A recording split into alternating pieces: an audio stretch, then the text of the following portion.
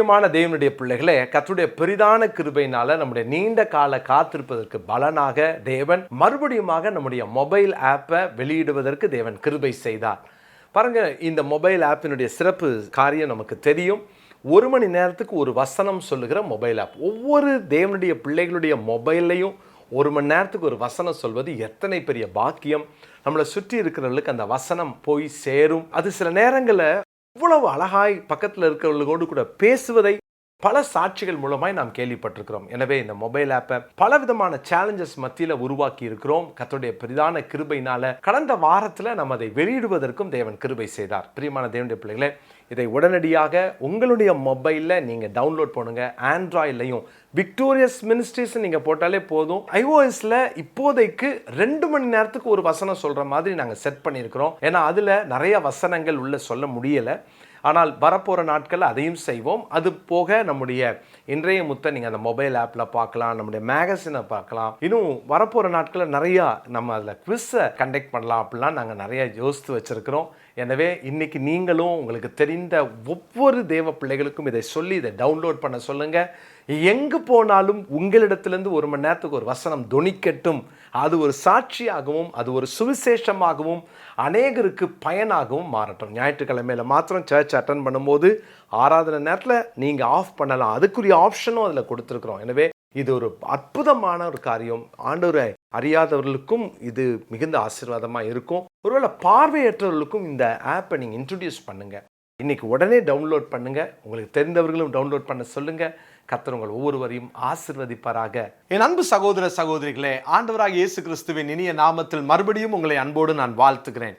இன்றைய முத்து மூலமாக மீண்டும் உங்களை சந்திப்பதிலே மகிழ்ச்சி அடைகிறேன். கிருபையும் சமாதானமும் நம் அனைவரோடும் கூட இருப்பதாக. பிரியமானவர்களே, சங்கீதம் 48:14 நான் வாசிக்கிறேன். இந்த தேவன் என்றென்றைக்கும் உள்ள சதா காலங்களிலும் நம்முடைய தேவன் மரண பரியந்தம் நம்மை நடத்துவார். அவர் நடத்தி கொண்டே இருப்பார். நம்ம அவருக்கு பிரியமானதை செஞ்சால் போதும். அவருக்கு பிரியமானதை செய்து அவருடைய இருதயத்துக்கு ஏற்றவர்களாக வாழணும் அப்படின்றது தான் நம்ம கடந்த 2 நாட்களாய் தியானித்து கொண்டிருக்கிறோம். அருமையான தேவனுடைய பிள்ளைகளே, அவருக்கு பிரியமானதை செய்ய கற்றுக்கொள்ள வேண்டும். அப்பொழுதுதான் அவர் கற்றுக் கொடுக்க ஆயத்தமாக இருக்கிறாரு. நம்ம கற்றுக்கொண்டால் அவர் நம்மை செம்மையான பாதையிலே நடத்துவார். தேவன் செம்மையான பாதையிலே நடத்துவார். இந்த 143ஆம் சங்கீதம் 10ஆம் வசனம் கடந்த 2 நாட்களாய் அதை மையமாய் வைத்து தியானிக்கிறோம். உம்முடைய நல்ல ஆவி என்னை செம்மையான வழியிலே நடத்துவாராக. உம்முடைய நல்ல ஆவி என்னை செம்மையான வழியிலே நடத்துவாராக. அப்போது நம்மை ஆண்டவர் செம்மையான பாதையில் நடத்தணுமா? அப்போ என்ன செய்யணும் அப்படின்னா, ஆண்டவருடைய ஆவியானவருக்கு நம்மை விட்டு கொடுக்கணும். இன்றைக்கி அதுதான் செய்தி. உம்முடைய நல்ல ஆவி என்னை செம்மையான வழியில் நடத்துவாராக. யாரெல்லாம் அந்த பரிசுத்த ஆவியானவருக்கு விட்டு கொடுக்கிறார்களோ அவர்கள்தான் செம்மையான வழியிலே நடத்தப்படுவார்கள். பிரியமானதை செய்ய ஆசை வேணும். பிரியமானதை செய்ய கற்றுக்கொள்ளணும். 3வது, பிரியமானதை செய்ய ஆவியானவருக்கு விட்டு கொடுக்கணும். நல்ல ஆவியானவர் என்ன அவர் அனுபவித்து அதை சொல்கிறார் பார்த்தீங்களா? அவருடைய நல்ல ஆவியானவர் ஒரு நாளும் கெட்ட வழியில் அவர் நடத்த மாட்டார். ஒரு நாளும் தவறான பாதையில் நம்மளை அனுமதிக்கவே மாட்டார். நம்ம தான் துணிந்து போவோமே தவிர அவர் அனுப்ப மாட்டார். அவர் அந்த பாதையில் கொண்டு செல்லவும் மாட்டார். செம்மையான வழியில் நடத்துகிற நல்ல ஆவியானவர். பிரியமானவர்களே, இந்த ஜெபத்தை நீங்கள் செய்கிறது உண்டா?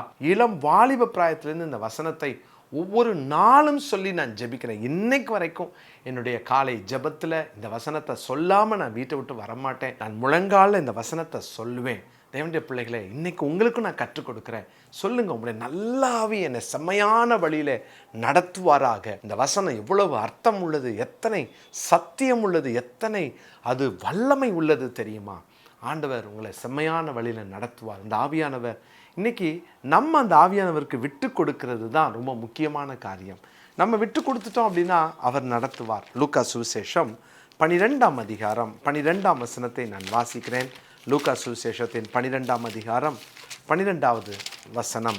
நீங்கள் பேச வேண்டியவைகளை பரிசுத்த ஆவியானவர் அந்நேரத்திலே உங்களுக்கு போதிப்பார். இந்த ஆவியானவர் பாருங்களேன், நீங்கள் சில நேரம் கொண்டு போய் நிறுத்தப்படுறீங்க. என்ன பேசணும், எப்படி பேசணும், இவ்வளவு குற்றம் கண்டுபிடிக்கிறவர்கள் மத்தியில், என்ன ஒரு குற்றவாளியாய் பார்க்குறவங்க மத்தியில் நான் என்ன பேச போகிறேன்? அந்த நேரத்தில் பேச வேண்டியதை ஆவியானவர் பேசுவார். தேவனுடைய பிள்ளைகளே, உங்களுக்கு அப்படிப்பட்ட வாக்கு வல்லமையை உங்களுக்கு கர்த்தர் கொடுப்பார். இன்றைக்கி உங்களுக்கு அந்த அனுபவத்தை தேவன் தரணும். எல்லாரும் ஆசைப்படுங்க. உங்களுடைய நல்ல ஆவியானவர் செம்மையான வழியில் நடத்துவாராகன்னு ஜெபிக்கிறவங்களுக்கெல்லாம் இந்த பாக்கியம் கிடைக்கும். ஆவியானவர் அந்த நேரத்தில் உங்கள் வாயில் வார்த்தைகளை போடுவார், அவர் பேசுவார், நீங்கள் அனுபவிப்பீங்க. இந்த அனுபவம் உங்களுக்கு வேணுமா? இந்த ஜெபத்தை நீங்கள் செஞ்சு பாருங்களேன், ஆண்டவர்கிட்ட கேட்டு பாருங்களேன். ஆண்டவரே, நான் பேசணும், எதை பேசக்கூடாதுன்னு எனக்கு தெரியலை. சில நேரம் தேவையில்லாத நான் பேசுகிறேன், தேவையில்லாத இடத்துக்கு போகிறேன். என்னை ஃபுல்லாக ஆவியானவர் கண்ட்ரோல் பண்ணுங்கள், உங்கள் கண்ட்ரோலில் எடுத்துக்கோங்கன்னு சொல்லுங்கள். ஆவியானவர் முழுமையான ஆளுகைக்குள்ளாய் உங்களை நடத்துவார். முழுமையான ஆளுகையை ஆண்டவர் உங்கள் வாழ்க்கையில் அவர் வைத்திருக்கிறார். அந்த ஆளுகை சாதாரணமானது அல்ல. பிரியமானவர்களே, ஆவியானவருடைய ஆளுகைக்குள்ள ஒரு மனுஷன் போயிட்டா அவன்தான் தேவ புத்திரன். பாருங்கள், ரோமருக்கு எழுதின நிருபம் 8ஆம் அதிகாரத்தில் நான் உங்களுக்கு ஒரு வசனத்தை வாசிக்கிறேன், 14ஆம் வசனம். மேலும் எவர்கள் தேவனுடைய ஆவியினாலே நடத்தப்படுகிறார்களோ, நம்முடைய நல்ல ஆவியானவர் செம்மையான வழியில் நடத்துவாராங்கன்னா அவர்கள் தேவனுடைய புத்திரர். அவங்க எப்படிப்பட்ட அனுபவத்தில் இருக்காங்க பாருங்கள். தேவனுடைய ஆவியினாலே நடத்தப்படுகிறார்களோ அவர்கள் தேவனுடைய புத்திரராக இருக்கிறார்கள். அவர்கள் தான் தேவனுடைய புத்திரர். தேவனுடைய ஆவினால் நடத்தப்பட விரும்புகிறீங்களா? தேவனுடைய ஆவினால் நீங்கள் நடத்தப்படணும்னு ஜெபிக்கிறீங்களா? அவர்கள் தேவனுடைய புத்திரர். அப்படின்னா முழுமையாய் ஆவியினால் நடத்தப்படுகிறவர்கள் அவர்கள்தான் அந்த செம்மையான பாதையை கண்டுபிடிப்பாங்க. ஆவியானவரால் நடத்தப்படாமல் மாம்சத்தில் நடக்கிறவங்களுக்கு அந்த அனுபவம் கிடைக்கவே கிடைக்காது. இன்னைக்கு ஆவியானவரால் நடத்தப்படணும்னு ஆசைப்படுங்க. ஆவியானவர் உங்களை நடத்தணும்னு சொல்லி இன்னைக்கு ஜெபம் பண்ணுங்க. கர்த்தர் அந்த கிருபைகளை உங்களுக்கு தருவார். யோவான் சுவிசேஷம் 16ஆம் அதிகாரம் 13வது வசனத்தை நான் வாசிக்கிறேன். சத்திய ஆவியாகிய அவர் வரும் பொழுது சகல சத்தியத்துக்குள்ளும் உங்களை நடத்துவார். செம்மையான பாதை, சத்தியத்தின் பாதை தான் செம்மையான பாதை. நீங்கள் ஆவியானவருக்கு விட்டு கொடுத்துட்டீங்களா? இந்த வார்த்தையை சொல்லி ஜெபம் பண்ணிட்டீங்களா? அவர் நடத்துவார். சத்தியத்தில் தான் நடத்துவார். சத்தியம் இல்லாத பாதையில் அவர் நடத்தவே மாட்டார். அவர் தம்முடைய சுயமாய் பேசாமல் தாம் கேள்விப்பட்டவைகள் யாவையும் சொல்லி வரப்போகிற காரியங்களை உங்களுக்கு அறிவிப்பார். எந்த பாதையில் அவர் நடத்தணுமோ அந்த பாதையில் நடத்துவார். அதனால் சத்திய ஆவியானவருக்கு உங்களை விட்டு கொடுங்கள். சத்தியத்தின் பாதையை நடத்த உங்களை விட்டு கொடுங்கள். அதற்காக ஒவ்வொரு நாளும் ஜெபியுங்கள். இந்த தேவன் என்றென்றைக்கும் உள்ள சதா காலங்களிலும் நம்முடைய தேவன் மரண பரியந்தம் நம்மை நடத்துவார். ஜெபமல்லாமா? அன்பின் பரலோக தகப்பனே, நாங்கள் ஆண்டவரே உங்கள் பாதையில் சத்தியத்தின் பாதையில் நடக்க எங்களை விட்டு கொடுக்குறோம். ஆண்டவரே, நாங்கள் சத்தியத்தின் பாதையை விட்டு வலது இடதுபுறம் திரும்பும்போது, நகரும்போது, சாயும்போது எங்களுக்கு பின்னாலிருந்து ஒரு சத்தம் தொனிக்கும்னு நாங்கள் வாசிக்கிறோமே, எங்களுக்கு அந்த அனுபவம் வேணும். ஆவியானவருக்கு எங்களை விட்டு கொடுக்குறோம். உங்களுடைய நல்ல ஆவி எங்களை செம்மையான வழியில் நடத்துவாராக. நீங்கள் நடத்துங்க ஆண்டவரே. ஆண்டவரே, நாங்கள் தேவ புத்திரர்களாய் தேவனுடைய ஆவியினால் நடத்தப்படுகிற அந்த நல்ல அனுபவத்தை இந்த வார்த்தை கேட்குற எங்கள் எல்லாருக்கும் தாரும். விட்டு கொடுக்குறோம். தொடர்ந்து எங்களை நடத்தும். இயேசுவின் நாமத்தில் பிதாவே, ஆமேன். பிரியமானவர்களே, இந்த நாளுக்குரிய மனப்பாட வசனமாக ரோமர்கள் நிருபம் 8ஆம் அதிகாரம் 14ஆம் வசனத்தை குறித்துக் கொள்ளுங்கள். ரோமர் 8:14. கர்த்தர்களை ஆசீர்வதிப்பாராக. ஆமென். என் அன்பு சகோதர சகோதரிகளே, ஆண்டவராகிய இயேசு கிறிஸ்துவின் நாமத்தில் என் அன்பின் வாழ்த்துக்கள். பிரியமானவர்களே, நம்முடைய விக்டோரியஸ் மினிஸ்ட்ரிஸ் பைபிள் இன்ஸ்டிடியூட்டினுடைய இந்த 7 ஆண்டுகளுக்காக நான் ஆண்டவரை துதிக்கிறேன்.